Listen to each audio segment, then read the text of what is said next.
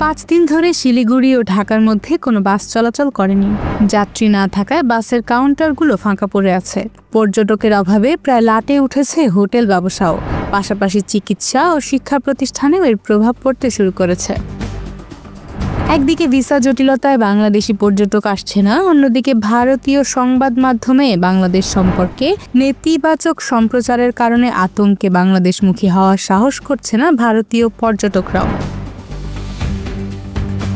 এমন পরিস্থিতিতে বাস চালিয়ে লোকসান হওয়ায় অনির্দিষ্টকালের জন্য ঢাকা শিলিগুড়ি বাস চলাচল বন্ধ করে দিয়েছে মালিকপক্ষ। মূলত চ্যাংড়াবান্ধা সীমান্ত হয়ে বাংলাদেশ থেকে পশ্চিমবঙ্গের উত্তর শিলিগুড়িতে আসেন মানুষজন। তাই দার্জিলিং, সিকিম, আসাম, বিহার থেকে নেপাল, ভুটান এমনকি চীন সীমান্ত পর্যন্ত সারা বছর ভিড় লেগে থাকে।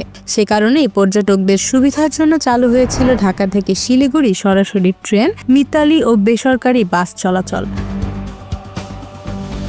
গত 5ই আগস্টের পর বাংলাদেশের নানা পরিস্থিতির কারণে ট্রেন চলাচল বন্ধ করে দেয় ভারত। এবার পর্যটক সংকটে অনির্দিষ্টকালের জন্য বাস চলাচলও বন্ধ হয়ে গেছে। এছাড়াও ভাটা পড়েছে হোটেল ব্যবসায়। হাসমি চক, মহাত্মা গান্ধী চক, জংশন, মাল্লাগুড়ি, বিধান মার্কেট এলাকার একাধিক হোটেলে বাংলাদেশ থেকে মানুষ এসে থাকতেন। তাদের যাতায়াত কমায় হোটেল ব্যবসায় প্রভাব পড়েছে। সরকার পতনের পর বাংলাদেশের নাগরিকদের যাতায়াত শিলিগুড়িতে একেবারেই কমে গেছে। আগে যারা ভিসা পেয়েছিলেন সেই সব মানুষ ট্যুরিস্ট ভিসা নিয়ে আসছেন, কিন্তু ভিসার মেয়াদ প্রায় শেষ। শিক্ষা ও চিকিৎসার জন্য বহু মানুষ এদেশে আসেন, কিন্তু সেই সংখ্যা তলানিতে গিয়ে ঠেকায় নিশ্চিতভাবে আর্থিক ক্ষতিগ্রস্ত হচ্ছে দেশটির পর্যটন।